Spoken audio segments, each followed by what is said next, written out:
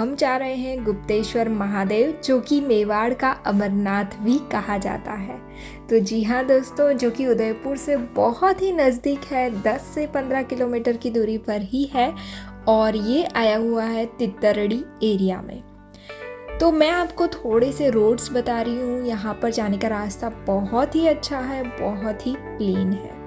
तो हम आ गए हैं गुप्तेश्वर महादेव और ये है उसकी एंट्री वाला रास्ता। वो थोड़ा सा ख़राब था, हम गए थे तब, लेकिन बहुत मज़ा आने वाला है। तो ये एक पहाड़ पर आया हुआ है मंदिर।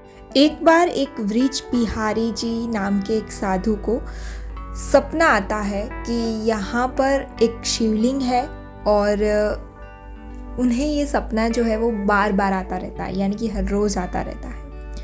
तो उसी शिवलिंग की तलाश में वे जुड़ जाते हैं और यहाँ गांव में आते हैं। और यहाँ गांव में आके उनको कुछ पता चलता है कि इस पहाड़ पे होना चाहिए ये शिवलिंग। तो वे वहाँ जाते हैं और वहाँ पे उन्हें ये शिवलिंग दिखता है गुफा में। काजल रेस्ट करेगी।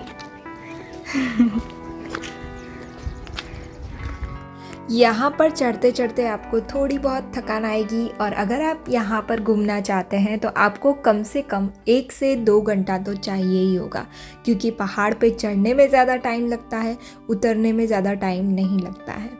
और यहाँ के जो व्यू है वो काफ़ी खूबसूरत है।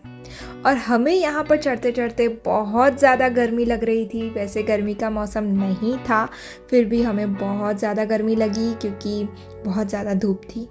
और फिर हमने पूरा चढ़ने में हमको करीबन आधा घंटा से ऊपर हो गया था। बहुत ज़्यादा थक गए हम, है ना काजल? कैसा लग रहा है? बहुत अच्छा लग रहा है। गर्मी लग रही है? हाँ, कितनी? बहुत ज़्यादा ही गर्मी लग रही है। ठीक है, चलो अब थोड़ा सा ही बाकी है, चलते। यहाँ पे सभी लोग आराम कर रहे हैं। मैं भी जगह ढूंढ लेती हूँ बैठने की। उन्हें ये शिवलिंग दिखता है और वो वहीं पे साधना करने लग जाते हैं। यहीं पे मतलब इसी गुफा में वो फिर ध्यान साधना करने लग जाते हैं। तो हम आ गए थे ऊपर पहाड़ पर और यहाँ पर एक बहुत ही ज़्यादा बड़ा जो था वो घंटी थी, जिस पे हम पहुँच तो नहीं पाए। और फिर हम अंदर गए और अंदर जाते ही आपको मिलेंगे एक शिवलिंग। वहाँ पे हमने जल चढ़ाया, वहाँ पे आपको जल चढ़ाने देते हैं। उसके बाद हम चले गए थे गुफा के अंदर।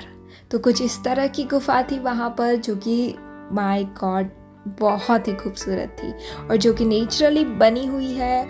और यहाँ पर आपको ध्यान से चलना पड़ता है क्योंकि सिर के लग भी सकती है आपको। और ये जो गुफा है उसमें जाकर आपको इतनी ठंडक मिलती है, इतनी ज़्यादा जो थकान आई होती है आपको पहाड़ पर चढ़ने के बाद, वो सारी मिट जाती है। कहा जाता है कि इस गुफा का जो दूसरा रास्ता है, यानी कि जहाँ पर ये गुफा ख़त्म होती है, वो भगवान की जो नगरी है काशी, वहाँ पर ख़त्म होती है, लेकिन कोई आज तक गया नहीं है। तो ये जो आपको होल दिख रहा है, वहाँ से यहाँ पे उजाला आता है, वो भी बिल्कुल ही नेचुरल है। तो यहाँ पर ख़त्म करने के बाद हम चले गए थे ये मंदिर में। अगर आप इस मंदिर को जानते हैं तो ज़रूर बताएं हमें। बाकी का मैं आपको बताऊंगी नेक्स्ट व्लॉग में। तब तक के लिए बाय बाय।